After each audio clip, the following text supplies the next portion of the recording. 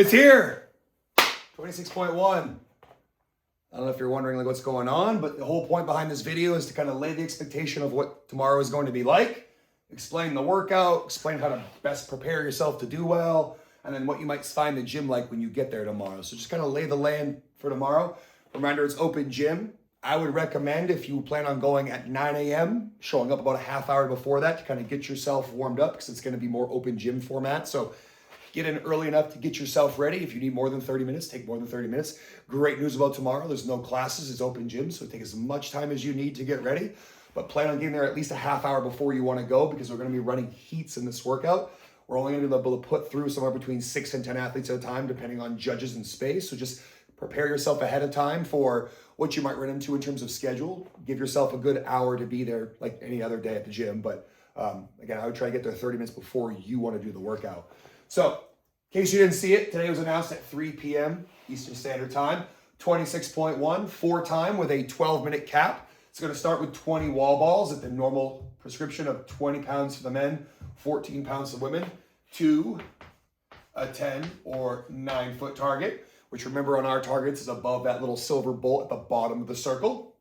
After that, you have 18 box jump over, 2-foot jump, land on the box with 2 feet, step off to the other side, back and forth until you've done 18 reps. 30 wall balls, 18 box jump overs, 40 wall balls, and then things change a bit. Then you have 18 medicine box step overs, carrying the ball however you want, but from these 40 wall balls, you will bring the same medicine ball with you to your box and step over the box 18 times. After that, you'll go back to your target for the biggest set of wall balls you have for the day, the 66 wall balls. You'll then do your 18 med ball box step overs again, 40 wall balls, 18 box jump overs, 30 wall balls, 18 box jump overs, 20 wall balls. And again, this is a 12-minute workout. Colt Mearns, who if you don't know is one of the fittest people on earth, finished this with 44 seconds to spare.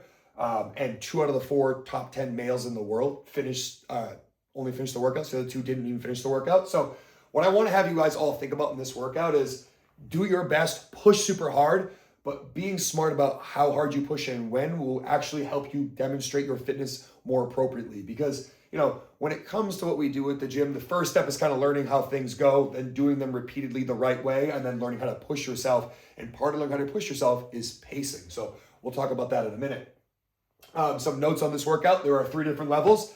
I described the RX, the scaled division, which is kind of like the intermediate. We'll have a lighter medicine ball and the same box, but the opportunity to step over the entire time instead of jump. And then there'll be foundations. And often this time of year, people ask, should I do it RX? Should I do it scaled? Should I do foundations? And my recommendation is ask yourself what's important. If it's pushing yourself outside of your comfort zone and trying to reach for something that's more challenging than your everyday CrossFit class, then hell yeah, try the RX and be okay with the fact that you only got 19 wall balls in 12 minutes. That's fine. People get too wrapped on the axle about things that have to be important to everybody. You guys can all kind of find your own victories in these workouts. And one of the things could be, I've never done RX wall balls, or I've never jumped in that box before, or I've never done both of these things before. Never done an RX workout. Awesome, do RX. Maybe you're thinking scaled because you're like, you know what, I want to get a good workout. I can do these things safely, and it's still a really good push. Awesome. And then you have foundations, which literally anyone could do. There are suggestions for how to scale the workout, but we can scale it down to whatever level is necessary to make sure that you can get a good, safe workout and have a good time with us. So there's a version for everybody. So if you're still on the fence, sign up, games.crossfit.com. Just note that our affiliate name is CrossFit MF Windham, not Misfit Gym Windham, because that's not what we called ourselves originally. It was originally CrossFit MF Windham. So that's going to be your workout, your strategy today. Manage your heart rate. Both of these things tend to shoot your heart rate to the moon. There is absolutely nothing wrong with breaking up the wall balls from the very first set of 20. Something like 5, 5, 5, 5 if you've never done RX wall ball before, or 10 and 10, 12 and 8. But managing your heart rate is going to be the key to getting as far as you can. Just redlining in the first 3 minutes is this akin to going in, I'm going to go run to the mile marker and I'm going to sprint down Abbey Road as fast as I can and see how fast I can get back here. It's just not going to go good. So strategizing by keeping your heart rate in check is going to be important. And then as you kind of work your way through, you're going to get to like this middle chunk, the 40 to 40.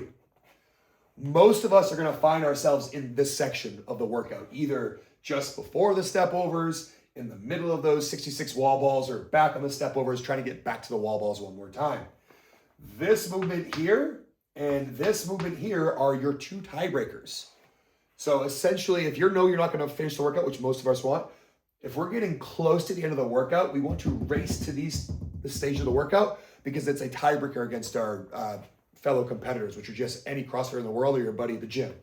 But those are your tiebreakers. But this is where most of us are going to get in this middle chunk of the workout. Now, if you're an absolute beast with box jump overs and wall balls, like maybe you hang on to some bigger sets and maybe you know how hard you can push the wall balls and still keep good box jump overs. But if you find yourself standing around, something went awry with your pace and we should have broken up sooner. Basically, this is a workout where you want to break things up before it forces you to break things up or you're broken, right? So being smart about your heart rate's a really good strategy to get as far as you can in this. But again, find the version that challenges you, have your buddies cheer for you, have a good time. It's going to be really fun. Now I want to talk about how you're going to find the room tomorrow. So over here, you're going to see the gym layout roughly. Essentially what you guys are going to see tomorrow is like 2 workout sections. One section over by the purple wall and one section over by the rig. Your box and your wall ball target need to be 10 feet away for safety, but we'll let you use either the rig or the wall tomorrow. Doesn't matter. Just know that if you are going to use the targets, you have those 2 circles. Each one has a bolt in the bottom.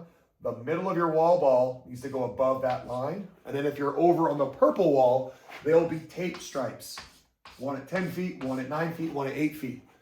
Your ball needs to go over the top edge of that tape every single time. So just know that's one of the stipulations for wall balls tomorrow. It's often forgot about. We usually kind of harp on the squat. Sometimes this part gets forgotten. It's also part of the wall ball shot.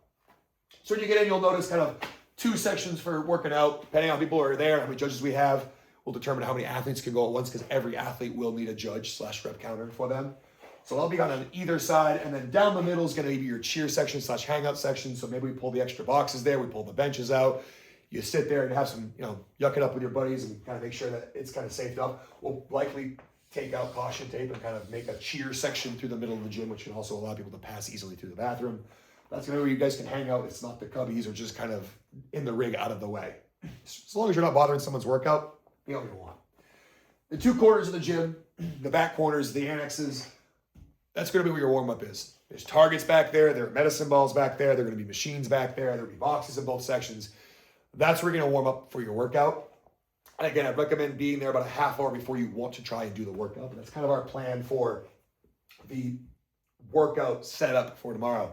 And last but not least, if we didn't send you off with a good warm-up, we wouldn't be doing our job safely and correctly for you guys. So Coach Amanda wrote this. She did a great job with it. So I'm going to run through it really quickly. But it's going to start with a nice 3-round, kind of get the body moving, 2 minutes on the machine, 10 calf raises, just getting up on those toes or leaning against something and getting up on your toes, and then 10 air squats. After you go through that 3 times at a leisurely pace, you'll move on to more movement-specific stuff. You'll start with 10 step overs, and when we do this movement-specific stuff, recommendation is to do it with your workout weight and height box so that you're used to it. But 10 step-ups, then 10 medicine ball front squats, so balls in the front rack, squat 10 times. Then we get 10 medicine ball step overs. Here's a chance for you to practice. Do you like the ball back up here? Do you like it on your hip? Do you like it in front of your belly? How do you like holding it? It's a good time to figure that out. Then you get 10 med ball push press, so just the top half of the wall ball for 10. Then from there, we're gonna go 10 box jump over, practicing your footwork, your landing, making sure things feel good. And if you need a little bit more attention, you can floss or smash things that need smashing. Then we'll go into 20 wall balls, which again, more than everything else, but remember, that's how you're starting the workout. It'd be a good idea to know how 20 wall balls set you off before you start your last movement, which is 10 more box jump overs.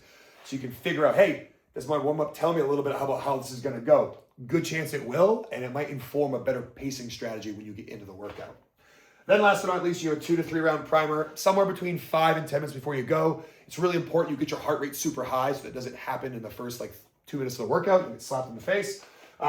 Just 2 to 3 bike sprints. Rev the bike up real fast. As soon as you start to feel tired, stop. Heart rate will come up. It'll come back down. You'll do that 2 to 3 times with some rest in between. And that more or less lays out the open. If you're still on the fence and you haven't signed up yet, what I'd like you to think about the open is essentially your fitness physical, right? So you go to your doctor and they tell you you have high cholesterol and here's what you need to do to fix it. And then you work your damnedest at what they tell you. When you go back there, it's nice to have like a report card or a demonstration, numbers to look at and see that you're getting better. The Open is a version of that for fitness. Some of you might be brand new, and what you're doing is you're laying the foundations to know from where did I start? And in 5 years from now, shit, where could I be?